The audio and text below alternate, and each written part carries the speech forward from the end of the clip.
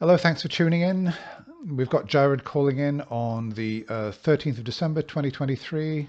Skeptics and Scoundrels, Eric and Matt Dillahunty are in the chair. He's a presuppositionalist, so we're going to hear him present his case, or at least start to build a case. It's a very long call. It's about 30 minutes long. I can't possibly go through the whole lot of it, so we're going to hear some of his presentation and generally where him and Matt are going with it, and then we're going to kind of summarize a little bit and then come in at the end to see where the whole thing kind of resolves and breaks down. So let's go.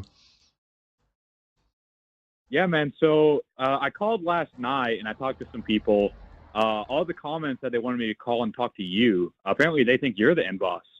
So my question to you is in regards to agnosticism towards the triune Christian God. If it is the case that you're agnostic to the triune Christian God, it seems to me like it's going to entail a contradiction.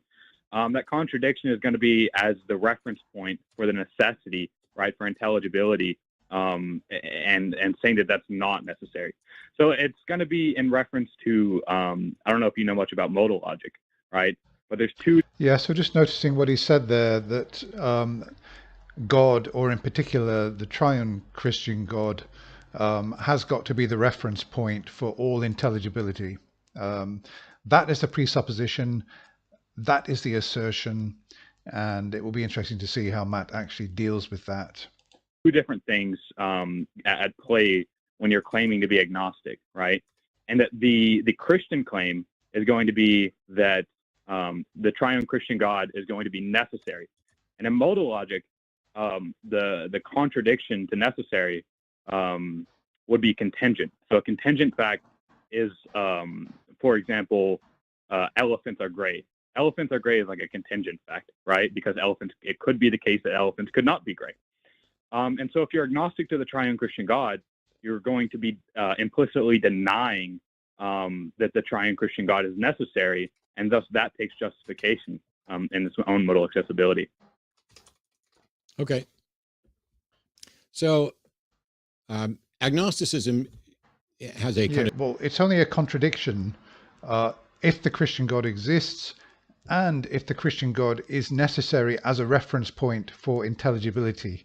And he hasn't established that that is actually a valid position and a true position. So kind of colloquial usage and a more historical philosophical usage, you asserting that the triune Christian God is a necessary foundation for intelligibility doesn't stand on its own. You'd need to actually demonstrate that that's an actual...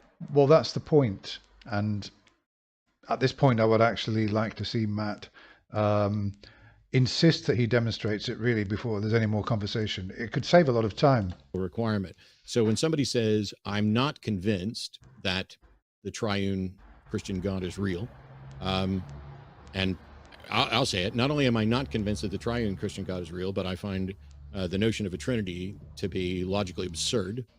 In any case, me not being convinced that it exists doesn't mean that I'm convinced that it doesn't exist. So I'm not necessarily making that assertion. Theism is the position of asserting that, for example, some God exists, and you can go with a triune Christian God.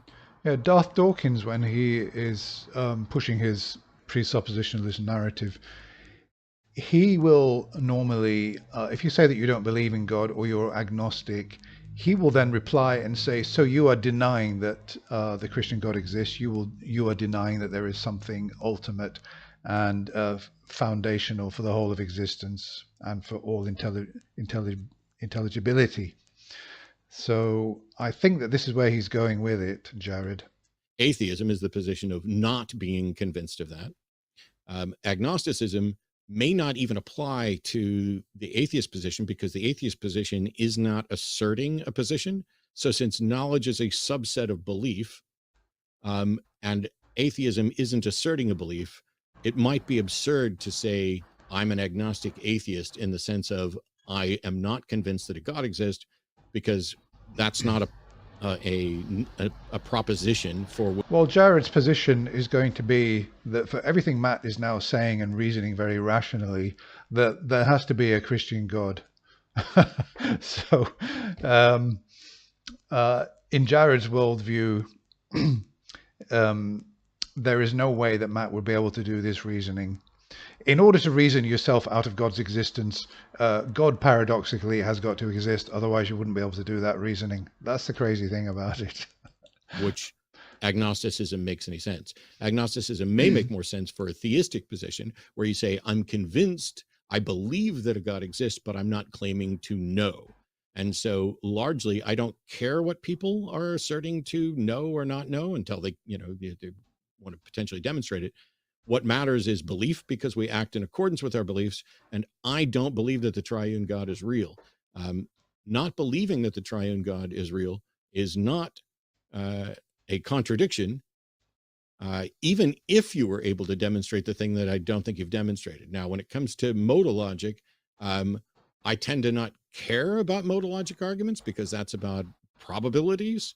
And instead, I stick with, Aristotelian propositional syllogistic logic.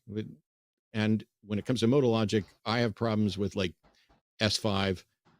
But the point here is that if someone says I'm an agnostic, I might have disagreements with them in the same way that you do for some of the same reasons, but not because it necessarily involves a contradiction.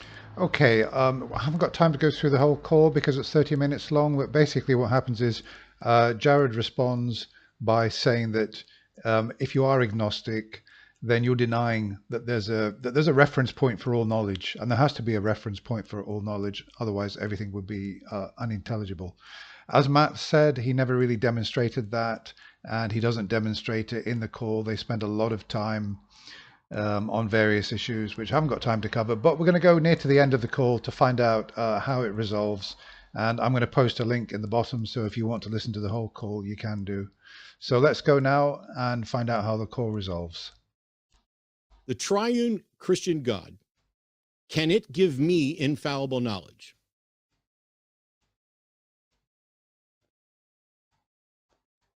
Was that a question? Yeah, I asked you that. No, I'm asking you. The triune Christian God, can it give me infallible knowledge? Yes, because when it's within attribute set, yeah, and there's no contradiction entailed. How do you know that the triune God can give me infallible knowledge? Yeah, because it's within its attribute set and there's no contradiction entailed. Are you just not listening to me? No, that's somebody else. That is a. All right, you jackass. You can keep making your bald-ass assertions and you can keep acting as if I'm the one that's not listening, but asserting that God can do something because it's in its attribute set. How do you know it's in its attribute set? Yeah, because it's an omnipotent being and there's no contradiction entailed. Yeah. How do you know it's an omnipotent being and what the limits of Now, I wish these questions had come at the beginning, not at the end. omnipotence are? How do you, how do you as a fallible mind know the properties of God? Wait, hold on. So it seems like earlier you were granting that he was omnipotent and you were engaging with it. And now that you failed to prove me to be absurd, that you're backtracking on that now? Really? I haven't. I love that. Smug and obnoxious. That's what I was waiting for. That made the whole thing worthwhile. I never granted anything about omnipotence. You're talking about the characteristics of the triune God. And I'm asking you, how do you know what the characteristics of the triune God is? Yeah, that's just like conceptually what's entailed. Yeah, that's just like conceptually boring me to tears because that's just an assertion. How do you know what the character? Just saying it's built into the definition. Characteristics. Right. How do you know what the characteristics of the triune God are? Yeah, because it's an analytic truth. How do you know what the characteristics of the triune God are? Last chance. Is he having a stroke right now? Just answer the question. You going to dodge again? Goodbye. Okay, so yeah, very good. Matt asked the questions which I kind of wish he'd asked at the beginning when all the claims and assertions were being made. First, justify those claims. How do you know that this triune God has got these attributes? Well, he doesn't, because all he's done is made the claim that there can only be intelligibility if there is a particular kind of being that is at the foundation of everything, and the attributes of this being is such that there can be infallible knowledge.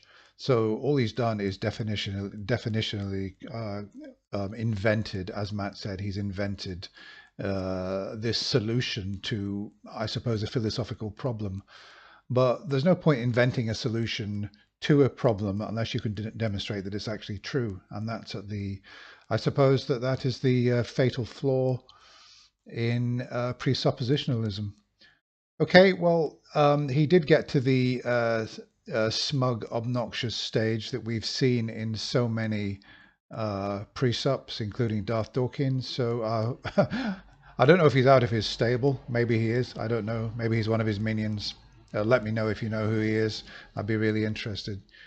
But I am glad that Matt got to the right questions there, and he did not have to concede his worldview, which I've seen some other atheists concede their worldview in order to finally ask a presup, well, how do you know that it's the Christian God? No, there's no need to make any concessions whatsoever. Okay, thank you very much for watching. Bye for now.